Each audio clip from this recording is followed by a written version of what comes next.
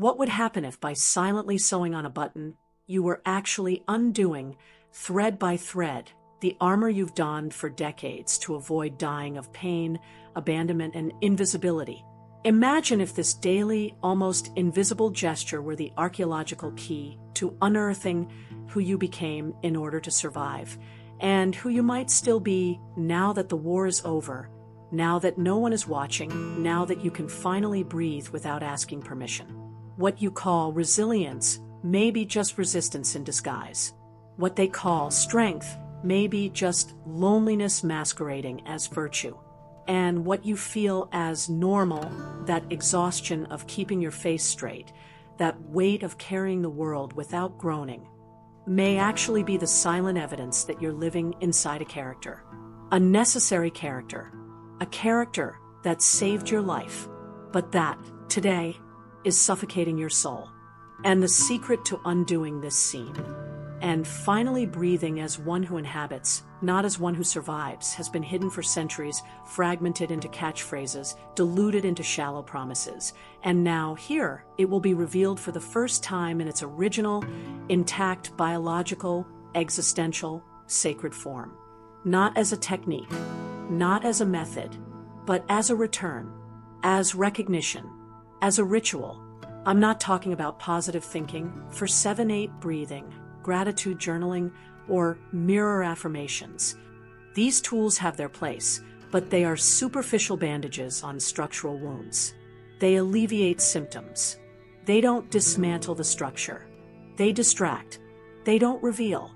They promise peace, but they don't deliver the truth. The Scarlett Effect, this self-construction in response to fear, demand, and loss, isn't healed with tips. It's dismantled with attention, with testimony, with the courage to look at what's been sown into you and decide with your own hands what to keep, what to tear, what to transform. You don't need another technique. You need a ritual, a gesture, a silence, a pulled thread. I'm talking about the wisdom left by Clarice Lispector, not as theory but as sensory experience. She didn't teach, she revealed. She didn't explain, she showed. She transformed the act of spreading butter on bread into a metaphysical epiphany. She transformed the silence between two sentences into an existential abyss. And beside her, like an invisible structure, are the masters who gave language to what she felt. Jung, with his map of the psyche and the concept of individuation, the journey toward the wholeness of being. Kierkegaard, with his anguish cry. What matters is not what the world thinks of me, but what I think of myself before God. That is, before my own conscience. Brené Brown, with her relentless research on shame and vulnerability, showing that authentic connection only arises when we stop pretending to be whole. And the spiritual neuroscientists Newberg, Davidson, Lisa Miller, who recorded in brain scans what Clarice described in prose. When you practice presence, the brain changes. When you name the pain, the body relaxes. When you embrace the shadow, the light becomes truer. The problem is that this knowledge has been diluted, fragmented, emptied. It's become shallow content. It's become an online course. It's become an Instagram post with a pastel background. What was once a path to individuation has become a consumer product. What was once an existential dive has become a quick tip for being happier. What was once a ritual of transformation has become a checklist of emotional productivity. And you who feel the emptiness even after doing everything right, know something is missing. You know it's not your weakness. You know the problem isn't with you. It's with incomplete solutions, with shallow promises, with disembodied spirituality, with psychology without poetry, with philosophy without ground. In this video, I'll give you the first key, not as a promise, but as an invitation. The needle that pierces the illusion of the persona, the thread that begins to unravel the dress you've mistaken for your own skin. It's not magic. It's not a miracle. It's practice. It's attention. It takes courage to observe what you do automatically and ask, who's doing this? Me? Or the character I created to be loved, accepted, respected. You will learn to see the everyday gesture as a sacred ritual, the restrained smile as a map of pain, the chosen outfit as an unconscious narrative, the imposed silence as an emotional prison. And, step by step, you will undo what doesn't belong to you, not to become someone else, but to finally inhabit the person you've always been, beneath so many layers of protection. If you feel the time has come to stop acting and start inhabiting, comment below. I'm ready to undo the seam. Don't comment out of obligation. Don't comment on attract transformation. Comment as an act of witness, as a gesture of courage, as the first step in a ritual only you can perform. Because no one can undo this seam for you. No guru, no book, no therapist. Only you, with your hands, with your attention, with your breath, with your silence. You've tried everything. You've been to therapy. You've read Jung, Clarice, Kierkegaard, Brené Brown. You've meditated. You've kept a journal. You've gone on retreat. You've cried. You've screamed. You've been silent. And yet, still, when you look in the mirror, you feel that familiar emptiness. That feeling that you're playing a character. That the strong woman everyone admires isn't you. It's a performance. A play. A rehearsed monologue. And the audience applauds. But you backstage are exhausted. And no one sees it. Because you've learned to act so well that not even you know where the character ends and the real woman begins. It's not your fault. The error isn't yours. It's in the incomplete solutions. They promise transformation. They deliver distraction. They promise freedom. They deliver new rules. They promise self-knowledge. They deliver disguised self-control. There's a piece missing, a piece no one showed you. The awareness of everyday gestures as a ritual of dismantling the persona. We need to realize that every forced smile, every automatic, I'm fine, every outfit chosen to please, is a thread in the armor. And that by observing this thread closely, you begin to unravel it. Not with force, with presence. This knowledge doesn't come from coaches, influencers, or wellness bestsellers. It comes from Clarice Lispector, who transformed the act of looking out the window into a metaphysical revelation. It comes from Jung, who warned us the persona is a mask, useful in childhood, fatal in maturity. It comes from Kierkegaard, who wrote, "Anguish is the dizziness of freedom when we realize we are responsible for who we become." It comes from Brené Brown, who proved vulnerability is not weakness. It is the cradle of courage, connection, and creativity. It comes from Newberg, who demonstrated through brain imaging. Contemplation, rituals deactivate survival mode and activate connection mode. It comes from Davidson, who discovered that the daily practice of compassion changes the structure of the brain, making it more resilient, calmer, and more integrated. It comes from Lisa Miller, who proved that people with an active spiritual life, not religious, but existential, have less depression, less anxiety, and a greater sense of purpose. This knowledge exists. It's here. It's not new. It's ancient, and it's been forgotten, but not lost. It's stored in you, in your body, in your memory, in your silence. Subscribe. Activate the bell. There is a method, a path. It's not quick. It's not easy. But it is real, and it begins not with grand gestures, but with small ones, with the sewn-on button, with the restrained smile, with the outfit chosen to please. Each of these gestures, observed consciously, is a thread pulled in the armor. And when you pull a thread, the entire fabric begins to give way.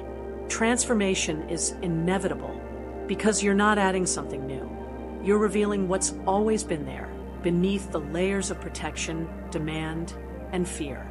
You're not becoming someone else. You're coming home, to the body you forgot, to the silence you stifled, to the pain you buried, to the joy you postponed, to the woman you are, not the one the world demanded you be. choose an automatic gesture. The way you cross your legs when you're nervous, the smile that appears before speaking, the way you fix your hair before entering a room. Before you do it, stop, breathe, close your eyes for 3 seconds, and ask, what do I feel in my body right now? A tightness in your chest, a flutter in your stomach, tension in your shoulders, a tightness in your throat. Just observe. Don't change. Don't judge. Don't interpret. Just witness. This is the body remembering what the mind has forgotten. This is the first thread being pulled. Subscribe. Activate the bell.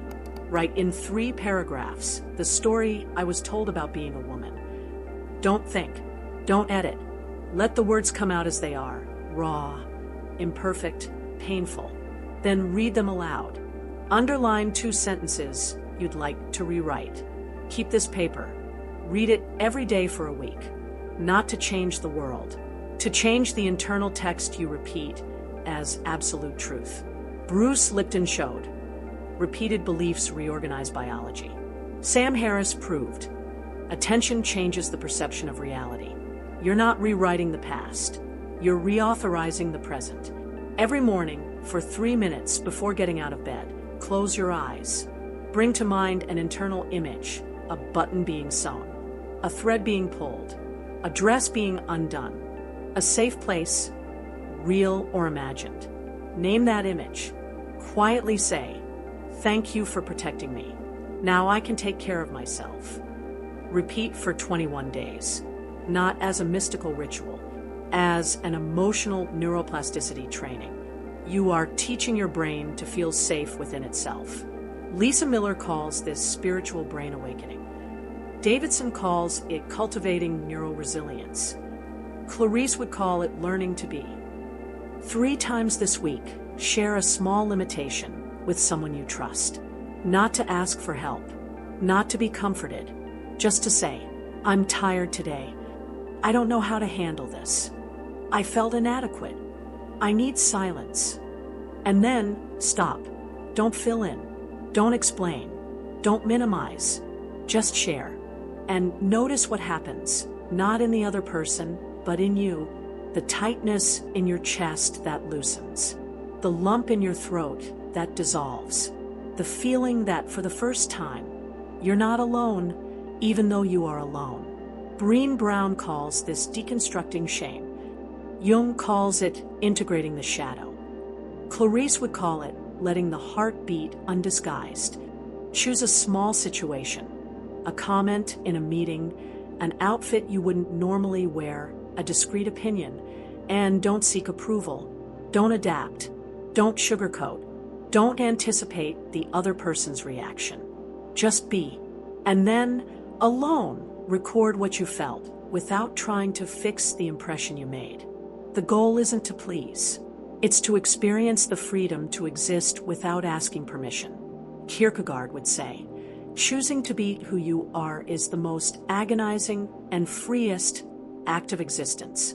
Sartre would say, you are condemned to freedom and responsible for every choice. You're not being rebellious. You're being real. You'll feel it. A tingling in your hands, a warmth in your chest, a relief in your throat, a lightness in your shoulders, a new silence within your chest. It's not a suggestion.